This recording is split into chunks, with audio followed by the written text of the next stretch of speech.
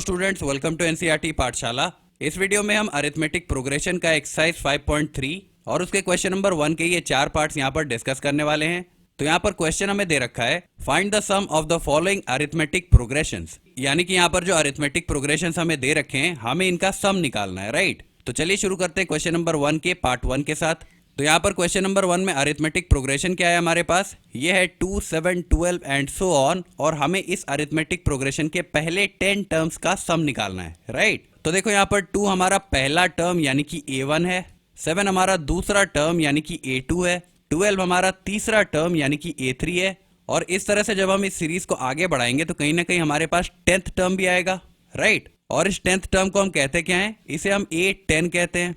तो यहाँ पर सपोज इस बॉक्स में 10th टर्म की वैल्यू आएगी। तो हमें यहाँ पर करना क्या है, बेसिकली हमें यहाँ पर पहले टर्म यानी कि A1 से लेकर के 10th टर्म यानी कि A10 तक का सम निकालना है ना। अब देखो सम निकालने के लिए हमारे पास दो फॉर्मूले होते हैं, राइट। पहला फॉर्मूला क्या होता है, Sn is equal to n/2 2 into A plus n-1 into D। ये हमारा पहला फॉर्मूला होता है। और इसके अलावा सम निकालने के लिए हमारे पास एक और फॉर्मूला होता है, वो कौन सा, S of n is equal to n/2 A plus L, right. अब ये जो दो फॉर्मूले हमारे पास है, इनका हम यूज कब करते हैं। देखो ये जो पहला फॉर्मूला हमारे पास है, Sn is equal to n/2 2A plus n-1 into D, ये वाला फॉर्मूला हम तब यूज करते हैं जब जिस अरिथमेटिक प्रोग्रेशन का हमें सम निकालना है उसका आखिरी टर्म हमें पता नहीं हो, राइट। जैसे कि यहाँ पर इस अरिथमेटिक प्रोग्रेशन को अगर आप देखो तो हमें यहाँ पर पहले 10 टर्म्स का सम निकालना है ना। लेकिन 10th टर्म है क्या, ये तो हमें पता नहीं है। और आपको ये चीज तो समझ आ रही होगी कि क्योंकि हमें पहले टर्म से लेकर के 10th टर्म तक का सम निकालना है, तो 10th टर्म ही लास्ट टर्म होगा इस अरिथमेटिक प्रोग्रेशन का। और 10th टर्म यानी कि लास्ट टर्म, इसकी वैल्यू हमें पता नहीं है। तो यहाँ पर हम कौन सा फॉर्मूला यूज करेंगे, यहाँ पर हम ये पहले वाला फॉर्मूला यूज करेंगे, Sn is equal to n/2 2A plus n-1 into D, right. अब ये जो दूसरा फॉर्मूला हमारे पास है, Sn is equal to n/2 A plus L, यहाँ पर आप देखकर ही समझ पा रहे होगे कि यहाँ पर L यानी कि लास्ट टर्म की बात हो रही है ना। तो अगर किसी तरह से हमें इस अरिथमेटिक प्रोग्रेशन का लास्ट टर्म यानी कि 10th टर्म पता चल जाए, तब हम कौन सा फॉर्मूला यूज कर पाएंगे, तब हम ये दूसरा फॉर्मूला यानी कि Sn is equal to n/2 A plus L, इसका यूज कर पाएंगे। तो होपफुली यहाँ पर आपको डिफरेंस समझ आ रहा होगा कि हम पहले फॉर्मूले का यूज तब करते हैं जब हमें लास्ट टर्म की वैल्यू पता ना हो, और हम दूसरे फॉर्मूले का यूज तब करते हैं जब हमें लास्ट टर्म की वैल्यू पता हो, है ना। तो यहाँ पर मैं क्या करता हूँ, ये जो अरिथमेटिक प्रोग्रेशन हमारे पास है जिसका हमें सम निकालना है, उसे मैं दोनों ही फॉर्मूले की मदद से आपको निकाल कर दिखाता हूँ। तो यहाँ पर सबसे पहले हम बात करते हैं पहले फॉर्मूले की, यानी कि Sn is equal to n/2 2A plus n-1 into D। अब देखो इस अरिथमेटिक प्रोग्रेशन में अगर मैं n की बात करूं तो n क्या होता है, n होता है नंबर ऑफ टर्म्स, राइट। और क्योंकि हमें यहाँ पर पहले 10 टर्म्स का सम निकालना है, तो n की वैल्यू क्या हो जाएगी, n की वैल्यू हो जाएगी 10। तो यहाँ पर मैं लिखता हूँ n की वैल्यू हमारे पास कितनी है, n की वैल्यू हमारे पास है 10, क्योंकि हमें पहले 10 टर्म्स का सम निकालना है। दूसरी चीज यहाँ पर a क्या है, a होता है हमारे अरिथमेटिक प्रोग्रेशन का पहला टर्म, राइट। तो यहाँ पर पहला टर्म कितना है हमारे पास, 2 के बराबर। तो यहाँ पर a की वैल्यू हमारे पास गिवन है 2। और इसके अलावा कॉमन डिफरेंस यानी कि D की अगर मैं बात करूं तो कॉमन डिफरेंस को आप निकालते कैसे हो, जिन दो टर्म्स की हम बात कर रहे होते हैं उसमें से आपको पीछे वाले टर्म से आगे वाले टर्म को सब्ट्रैक्ट करना होता है, उससे उन दो टर्म्स के बीच का कॉमन डिफरेंस निकल आता है, राइट। तो यहाँ पर अगर मैं पहले और दूसरे टर्म की बात करूं तो हमें सेकंड टर्म यानी कि A2 से फर्स्ट टर्म यानी कि A1 सब्ट्रैक्ट करना होगा, तभी यहाँ पर कॉमन डिफरेंस आएगा। तो यहाँ पर मैं लिख रहा हूँ D की वैल्यू कैसे आएगी, हमें सेकंड टर्म यानी कि A2 इससे सब्ट्रैक्ट करना पड़ेगा फर्स्ट टर्म यानी कि A1। अब सेकंड टर्म यानी A2 की वैल्यू कितनी है हमारे पास, ये है 7, और इसे हमें सब्ट्रैक्ट करना है फर्स्ट टर्म यानी कि A1 की वैल्यू। A1 की वैल्यू यहाँ पर 2 है, राइट। तो 7 - 2 कितना हो जाएगा, ये हो जाएगा 5। यानी कि कॉमन डिफरेंस इस अरिथमेटिक प्रोग्रेशन का कितना है हमारे पास, ये है 5 के बराबर। अब ये जो वैल्यूज हमारे पास है, आइए इनको हम इस फॉर्मूले में पुट करते हैं। अब देखो हमें सम निकालना है पहले n टर्म्स तक का, राइट। और n कितना है हमारे पास, n की वैल्यू यहाँ पर है 10, हमें 10 टर्म्स तक का सम निकालना है। तो यहाँ पर n की जगह पर मैं क्या लिख दूंगा, यहाँ पर मैं लिख दूंगा 10। This is equal to n/2, n की वैल्यू हमारे पास है 10 डिवाइडेड बाई 2। इसके बाद हमारे पास है 2 इंटू a की वैल्यू कितनी है, a की वैल्यू हमारे पास है 2 प्लस n-1, n हमारे पास कितना है 10 -1, और इसे हमें मल्टीप्लाई करना है d के साथ, और d की वैल्यू यहाँ पर है 5, राइट। अब देखो सबसे पहले 2 से मैं 10 को 5 टाइम्स कैंसिल कर सकता हूँ। इसके बाद यहाँ पर क्या हो जाएगा 5, और ब्रैकेट के भीतर की अगर हम बात करें तो 2 इंटू 2 कितना होता है, ये होता है 4। तो यहाँ पर मैं लिख देता हूँ 4 प्लस 10 - 1 कितना होता है, ये होता है 9, और 9 × 5 कितना हो जाएगा 45, है ना। तो यहां पर मैं लिख देता हूं प्लस 45, ये हमारा हो गया ब्रैकेट क्लोज। अब इसके बाद हमारे पास है 5 × 4 + 45 कितना हो जाएगा, ये हो जाएगा 49। तो यहां पर हमें मल्टीप्लाई करना है 5 को 49 के साथ, जिससे हमारे पास सम आ जाएगा पहले 10 टर्म्स तक का, राइट। अब आप यहां पर मल्टीप्लाई कर लो, 5 9 times is 45, 4 carry over, 5 4 times is 20 and 20 + 4 is 24, right. तो यहां पर सम हमारे पास कितना आ गया पहले 10 टर्म्स तक का 245 के बराबर। अब देखो ये तो हो गई पहले फॉर्मूले की बात, इसका हमने तब यूज किया जब हमें यहाँ पर आखिरी टर्म यानी कि 10th टर्म की वैल्यू पता नहीं थी, और इस केस में हमारे पास पहले 10 टर्म्स तक का सम कितना आया 245 के बराबर। अब आइए हम बात करते हैं हमारे दूसरे फॉर्मूले की, लेकिन उस फॉर्मूले का यूज करने पर भी सम उतना ही आएगा, राइट। ओके, तो ये रहा दूसरा फॉर्मूला हमारे पास, Sn = n/2a + l। अब इस फॉर्मूले का यूज हम तभी कर पाएंगे जब हमारे पास l यानी कि लास्ट टर्म की वैल्यू प्रेजेंट हो, राइट। तो देखो ये जो अरिथमेटिक प्रोग्रेशन हमारे पास है, इसका लास्ट टर्म कौन सा होगा, क्योंकि हमें पहले 10 टर्म्स का सम निकालना है, तो जो 10th टर्म होगा वही लास्ट टर्म होगा इस अरिथमेटिक प्रोग्रेशन का। तो यहाँ पर लास्ट टर्म कहने से मेरा मतलब है कि हमें 8 10 यानी कि 10th टर्म की वैल्यू पता होनी चाहिए। अब देखो 10th टर्म को आप कैलकुलेट कैसे करते हो, किसी भी अरिथमेटिक प्रोग्रेशन के 10th टर्म को अगर आपको कैलकुलेट करना हो तो उसके लिए आप लिखते हो a + 9d, राइट। तो यहाँ पर हमारे पास a और d की वैल्यूज तो ऑलरेडी प्रेजेंट है, इनको हम यहाँ पर पुट कर देते हैं, जिससे हमें 10th टर्म यानी कि लास्ट टर्म की वैल्यू मिल जाएगी। तो देखो यहाँ पर a की वैल्यू कितनी है हमारे पास, a हमारे पास है 2 + 9 × d की वैल्यू कितनी है, d की वैल्यू हमारे पास है 5। तो यहाँ पर फर्दर इसे सॉल्व करने पर 2 + 9 × 5 कितना होता है, ये होता है 45, और 2 और 45 को ऐड करने पर हमारे पास आ जाएगा 47। ये हमारा लास्ट टर्म यानी कि 10th टर्म है, राइट। तो यहाँ पर इस बॉक्स में मैं लिख देता हूँ 10th टर्म की वैल्यू। 10th टर्म की वैल्यू हमारे पास कितनी आई, ये आई 47 के बराबर, है ना।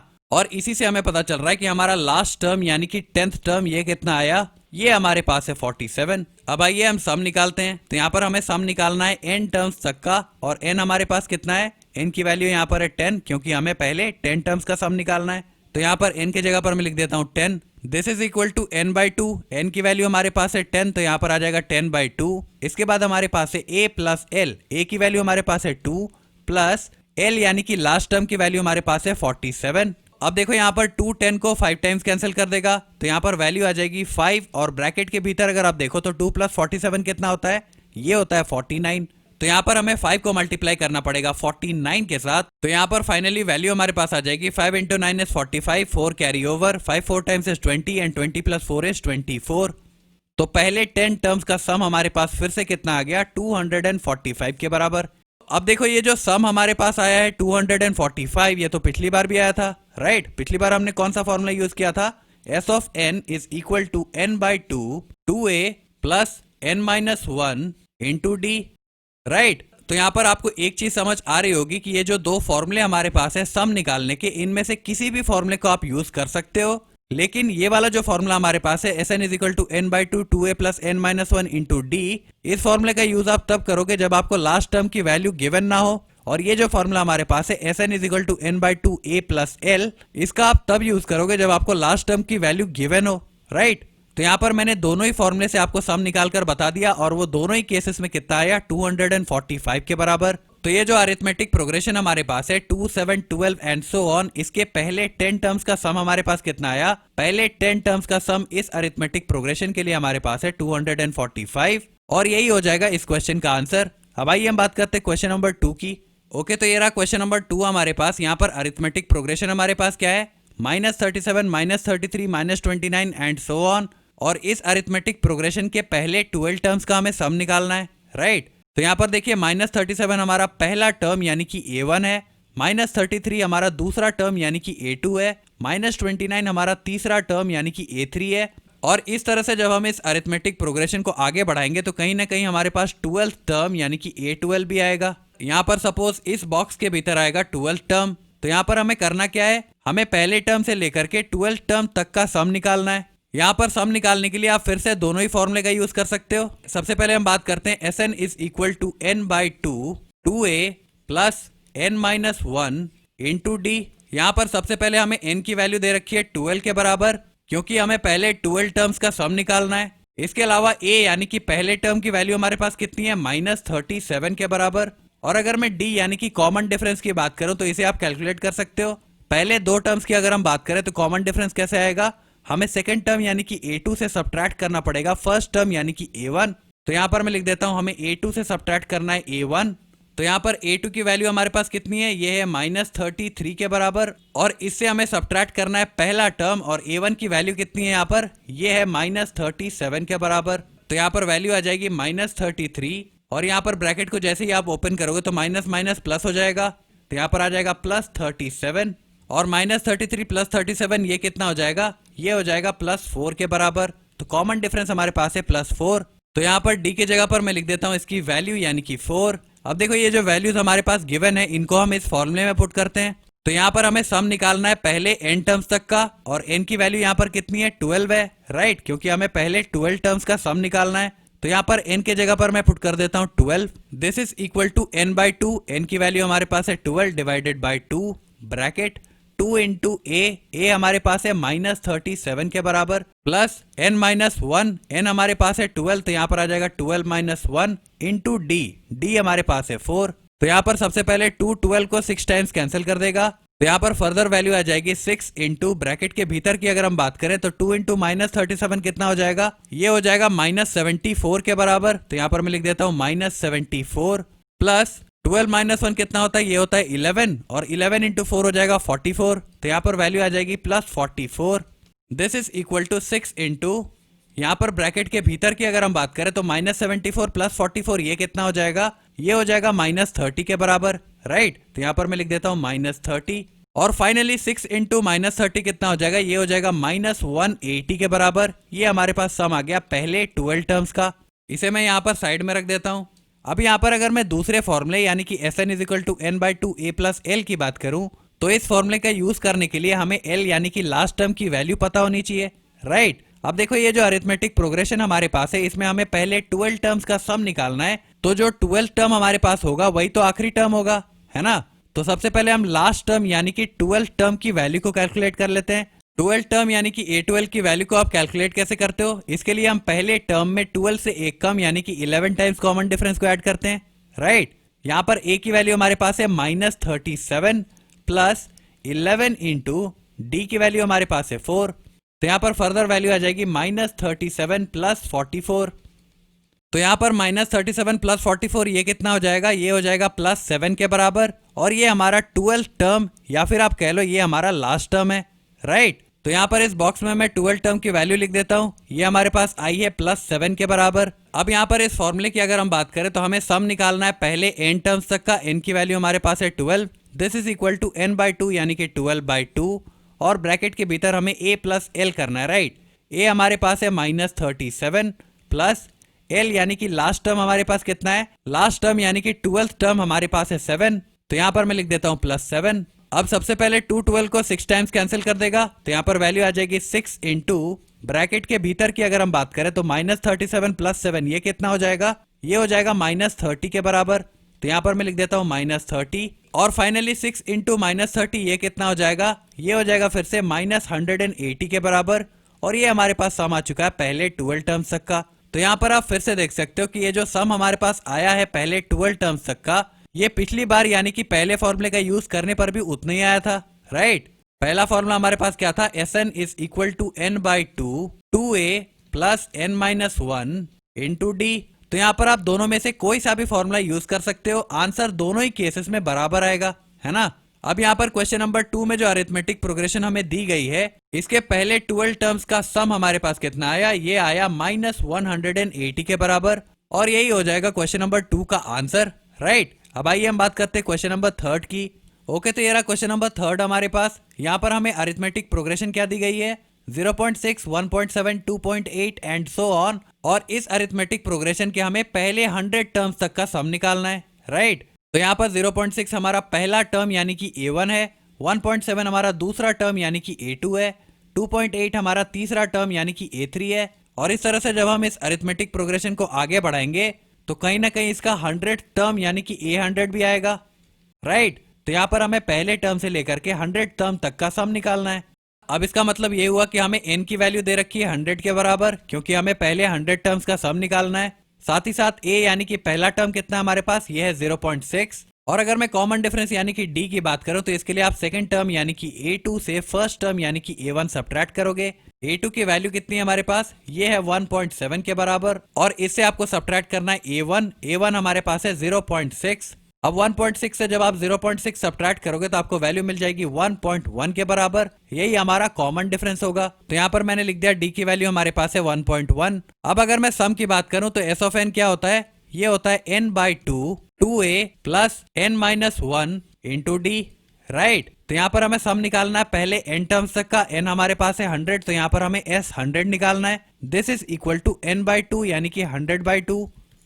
इसके बाद हमारे पास है 2 इंटू a हमारे पास है 0.6 प्लस n-1, n की वैल्यू हमारे पास है 100, तो यहाँ पर आ जाएगा 100-1 इंटू डी हमारे पास है 1.1, राइट। अब देखो सबसे पहले 200 को 50 टाइम्स कैंसिल कर देगा, तो यहाँ पर वैल्यू आ जाएगी 50 इंटू 2 इंटू 0.6 कितना हो जाएगा, ये हो जाएगा 1.2, तो यहाँ पर मैं लिख देता हूँ 1.2 प्लस 100-1 कितना होता है, ये होता है 99, तो यहाँ पर 99 इंटू 1.1 आ जाएगा। मैं लिख देता हूँ 99 इंटू 1.1। अब देखो 99 इंटू 1.1 ये कितना हो जाएगा, 1.1 को मैं थोड़ी देर के लिए 11 अज्यूम कर लेता हूँ, तो मुझे 99 को मल्टीप्लाई करना है 11 के साथ। अब देखो किसी भी नंबर को अगर आपको 11 से मल्टीप्लाई करना हो तो उस नंबर के पीछे आप 0 ऐड कर दो सबसे पहले, इसके बाद इसके नीचे वही नंबर वापस से लिख दो और यहाँ पर आप एडिशन कर दो, तो यहाँ पर आपको उस नंबर का 11 के साथ प्रोडक्ट मिल जाएगा। यहाँ पर आप एडिशन करोगे तो यहाँ पर वैल्यू आ जाएगी 9 प्लस 9 होता है 18, 1 कैरी ओवर, 9 प्लस 1 हो जाएगा 10, और क्योंकि 1.1 को हमने 11 अज्यूम किया था तो यहाँ पर हमें डेसिमल को जोड़ना पड़ेगा आखिर में, राइट।